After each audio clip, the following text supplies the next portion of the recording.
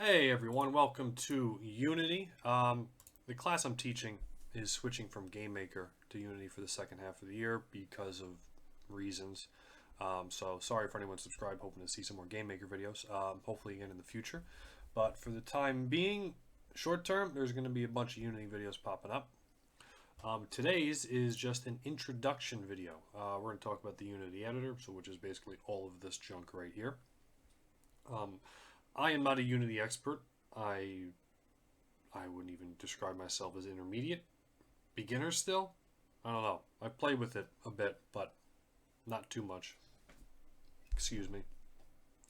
So I'm going to screw some things up, so feel free to correct me when I do that. But anyway, this is just an introduction to the editor. So on your end, if you want to follow along, open up a project. Blank one's fine too. This is the standard assets example project. It's an optional install with Unity, and we'll get into it. So anyway, there is a lot going on. You have one. I have 1, 2, 3, 4, 5. You might have a different amount. In fact, yours probably looks like this. There are a lot of windows going on, a lot of things going on, and we'll talk about each one briefly, at least. But before we do that, let's talk about what I just did actually. And what I did was change the layout. Before we get into any of this, we should get into how you can manipulate this and bend it to your will. So on the top right, Unity gives you a bunch of default layouts. The default is default, and there are other ones too that they give you: 2x3, 4 split, and use whatever one you like. Doesn't really matter. But it is fully customizable. You can move things around. Like for instance, I have a 2x3 that console one that I made, which is basically a modified 2x3 layout, just with a console at the bottom. My challenge to you, and I suggest this so you can get familiar with it, start with the default layout and then see if you can get it to look like this. And I'm going to actually do it here, and you can try to follow along with what I'm doing. But this should get you comfortable with moving the windows or tabs around. And let me do that now. So I'm going to get 2 windows there. Hierarchy, go over there. Console, underneath that. Project, there is my dogs right on cue. And 1 column, I hate the 2 column, I just for no reason. Game, underneath that, and yeah, looks pretty good. That's about right. So, hopefully you were able to do that too. If not, it's a video. Pause it, go back, look at it again. But I'm going to work out of this view for now. You want to work at a different view? That's fine. Doesn't matter. It's just things are going to be in a different spot, but everything should still be there. If it's not, you can always just pick the default layout and everything will pop up again, albeit in a different spot. All right, so that's enough about layouts. Oh, you can save them, by the way. So if you like what you did, hit save layout and then give it a name. Don't put a slash in the name. It will break. I hope they fix that. It feels like that shouldn't be a thing that happens. Anyway, so let's talk about the scene window first. All right, this one. We got 2 big prominent ones here. Let's talk about this one. This is the most going on, and this will be the longest one to talk about. Since I'm going to come at this from a GameMaker perspective, scenes are essentially your rooms. And this scene window here would essentially be your room editor. Okay, this is where you can place and manipulate objects. So if I lost it, where'd it go? Vehicles, I can place things in there.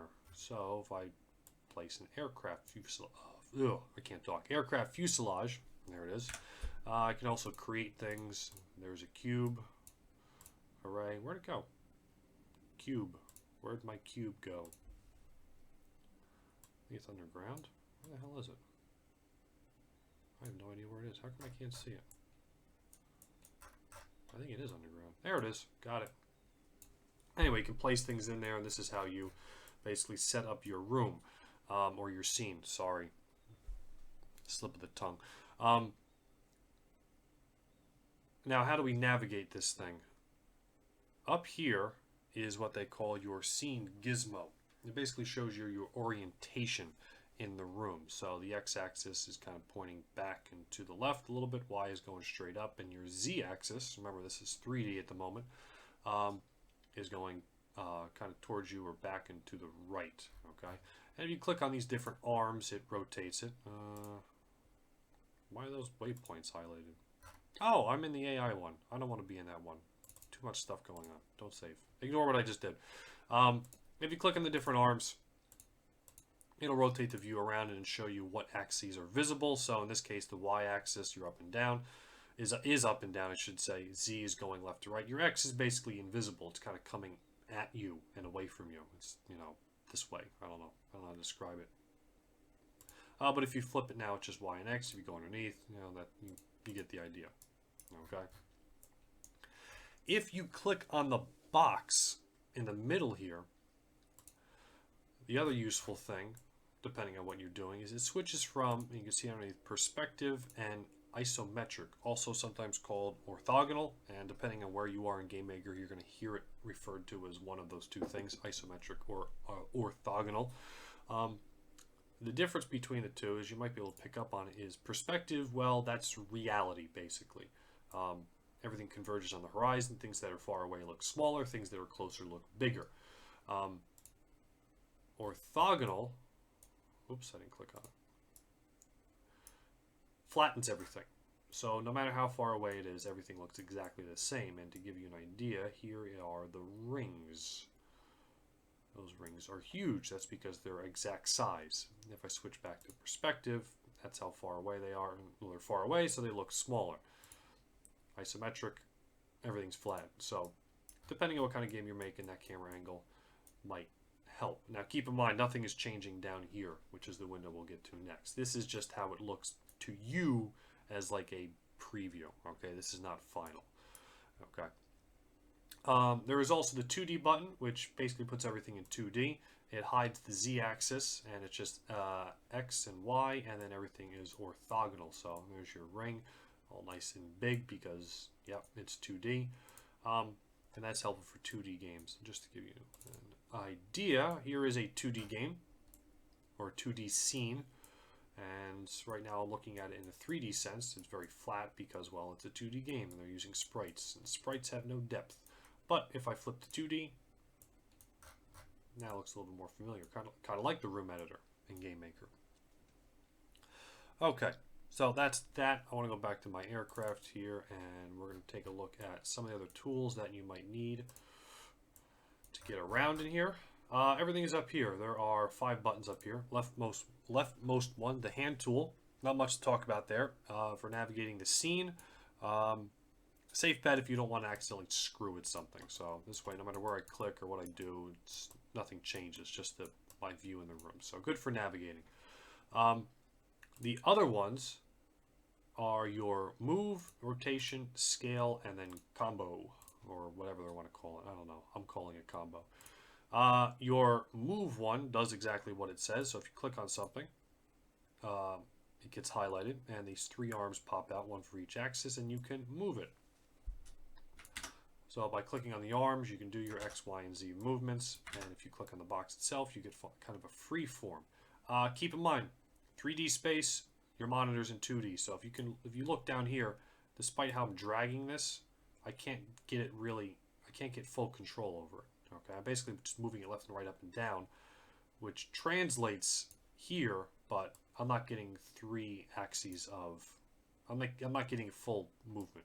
So yeah, use the arms is what I'm trying to say. Sorry, that was a mess. There we go. Rotation, similar. You get your 3 axes of rotation. And then scale works a lot like the move one. You get the 3 arms sticking out, and you can scale it. In this case, the box in the middle is actually helpful because it keeps everything in perspective. Meanwhile, just dragging on the arms, it just warps everything. Rotation, I forgot to mention, if you click on the object, you do get a free-form rotation. But again, you're trying to rotate in 3D space using a 2D interface, so good luck. I would use these. that is that. Now, the hand tool, oh, the last one, combo, does all three. Really good for 2D games, sprites and whatnot. You can see the rectangle comes around it and lets you move, scale, and rotate all in one tool. You can do it in 3D, but it's designed for the 2D games. All right, back to navigating. I kind of ignored this tool. I told you it helps you navigate, but you can actually do any navigating you want in the other tools. So in fact, you probably won't spend a lot of time with this one directly. In here, in your other tools, your mouse, your middle click, if you have a middle click, I hope you do, your middle click pans you around or moves the camera. Right click has you look around, and your scroll wheel zooms you in and out. That's enough for the basic movement. There are some other tips and tricks that kind of speed things up and give you more control. Like if you do Alt and left click, it's a camera rotation as opposed to right click, which is a camera look. Also in camera look, you can see those rectangles underneath the eyeball there. That means you can use WASD and you can move around like a first-person shooter. And Shift makes you move faster. So there's that. I think I broke something. What did I do? Why is it stuck? Oh god, I broke it. How the hell did I do that? Let's change views. Don't save. Please reset. Oh, this is embarrassing. What the hell did I do? Oh, that is not good at all. What the hell? Great. Great. Great. Alright, well anyway. What the... Well, I'm in the middle of recording and I'm not going to bother fixing this now. And somebody is probably yelling at this thing right now because they know how to fix it. I don't. I did something. I don't know what I did. So we're just going to ignore it. But anyway, yeah, middle click when it's not broken. I'm going to have to close this and open it back up to fix that. Middle click moves the camera. Right click does the look thing. And...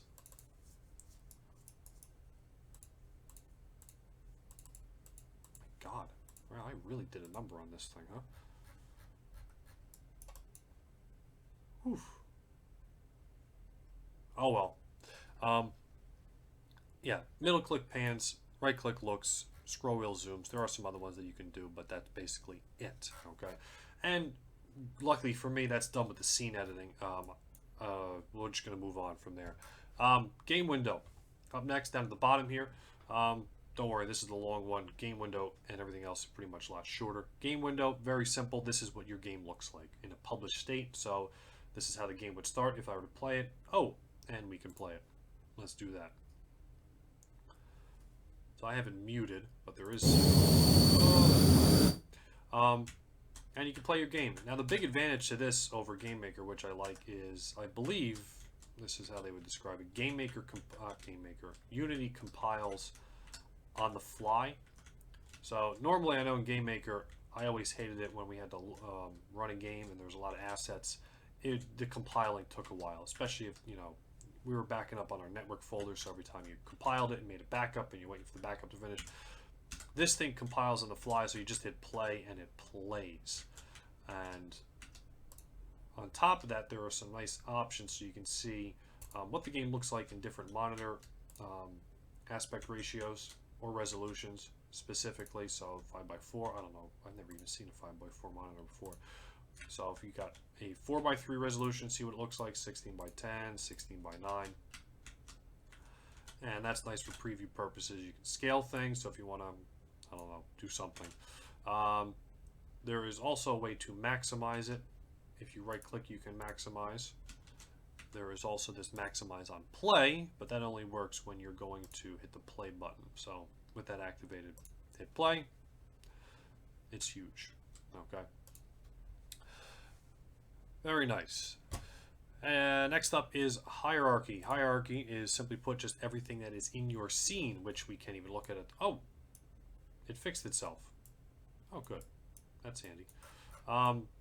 So hierarchy lets you look at everything that is in the scene. So it's just a list of everything. That's it. Parent-child relationships are also represented here. and they're set up in more of a drag and drop way as opposed to what GameMaker had, which was you had to go in the object and click on parent and then pick from the list of things. This one you can just drag things around. So I can make one real quick. I'll create an empty game object and I'll make a cube. I'll put the cube in there and I'll make a sphere and also put the sphere in there. So if here we go, there's my cube and my sphere hanging out in the middle of nowhere. And now I get a parent-child relationship, so if I click on game object and I move this one, it moves both of them. Okay.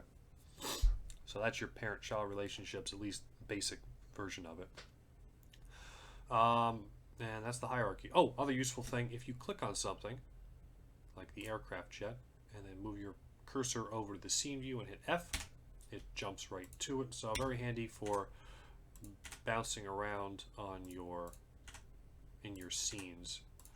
So if you got to look for something specific, quick way to navigate around. All right, and that is the hierarchy. We're going to go back to the jet for now. Oops, no, deselect everything. All right, next up is the project window. Project window is, again, GameMaker terms, your resource tree. It's every single asset that's in your project. There's not much else to say about that. Anything that is associated with your project will end up in here for easy access. There's a search so you can find something because this list does get very long, as you can see. Even if I just expand, is there an easy way to expand all these? No, not that I know of at least. So yeah, there's a ton of stuff and there's an easy way to search and filter and things like that. So that is the project window, just a list of all the assets. Next up is the console. GameMaker had one of these too. It was that thing that printed out all that text garbage whenever you compiled and ran your game. Big difference here is that they don't give you everything. They give you what you need, which is the errors and the warnings and any kind of output that you might be putting in for debugging purposes. So it's been pretty quiet the whole time I've been playing because, well, this game works. There's no errors. So, but if you do end up having an error, that error will pop up down here so you can easily see what's going on. I like having the console out. I know in the other views it's kind of hidden, but it'll pop up when you need it. Also, the errors pop up down here in this little gray area at the bottom. So if something's going on, you will see it. I like seeing it right there just because, I don't know, I do. That is the console, and the very last bit we're going to talk about is the inspector. And this is the biggest change from GameMaker. Everything else has been pretty much, similar. So there's your room editor, your console, your resource tree, a list of things in your room, game preview, which is a nice upgrade you can play right away. But the inspector, that's going to be the big change.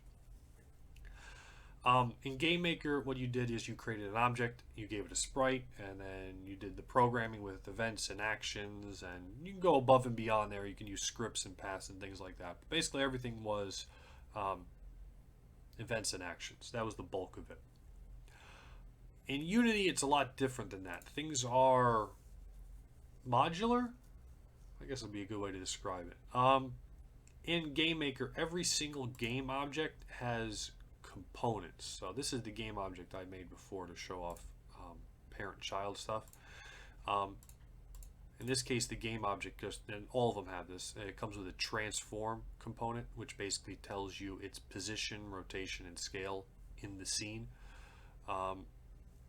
But there are more components than that, and depending on what you want each object to do, you will use different components. So for instance, this cube, which is a pre-made game object that I got from here, it comes with a bunch of stuff. It comes with the transform, which is default.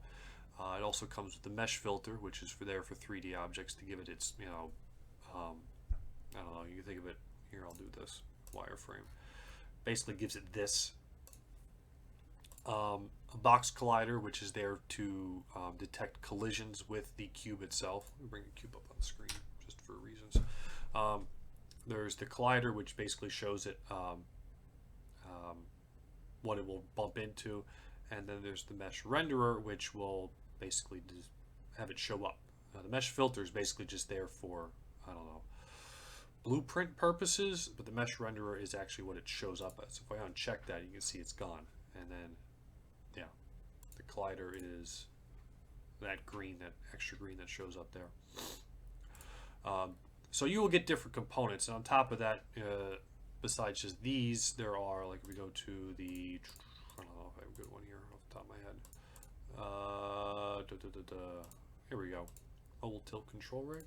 Yeah, there are script components too, so when you want to have the object do something, you give it a script. If we're talking about 2D games, the 2D character has a sprite renderer. In this case, there are no meshes because we're dealing with sprites, so we have a sprite renderer instead, but there's still circle colliders and things like that, and you can see the colliders in wireframe. I'm in wireframe. Oh god, where is everything? There we go. So there is my there's my character. He's got two colliders. He's got a rectangle up the top and then a circle down at the bottom. Then he's got scripts associated with it. So this is his, there's the user control, and I guess this one up above it is just general don't fall through the floor kind of stuff. Maybe, I don't know. I haven't looked at it in detail, but there are different, my point is there are different components for what you need each object to do, and this is where, between the inspector and the scene editor, this is where you're going to be spending most of your time. Scene editor for placing things moving around, and inspector is telling the objects to do what you need them to do. So that is it. Hopefully this one came out all right. I'm feeling a little bit congested. I hope I keep this video. But yeah, that is it for an introduction to the Unity editor. Thanks for watching. Bye.